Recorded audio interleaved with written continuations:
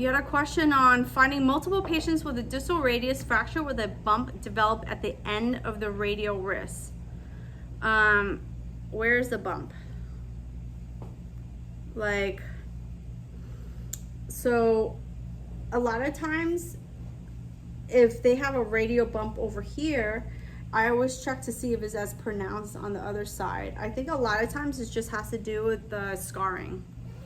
But as long as they have, you know, motion and they move their skin and scar, over time, all of that will flatten and the edema will, once it goes, it takes, for edema to fully go away after surgery, it takes more than 6 months, almost 6 months to a year. So what happens is they'll see the dramatic change at the beginning and they expect that the change that's dramatic at the beginning will be dramatic continuing on, but it doesn't. It starts to taper down and then it's really, really, really, really slow. 6 months to a year. But I had a woman who, she was gonna change all her jewelry because she wore tons of jewelry on her wrist. And I said, give it a year, your swelling will go down to nothing, your scar will completely flatten. And then only after a year, if it doesn't change, then you change your jewelry.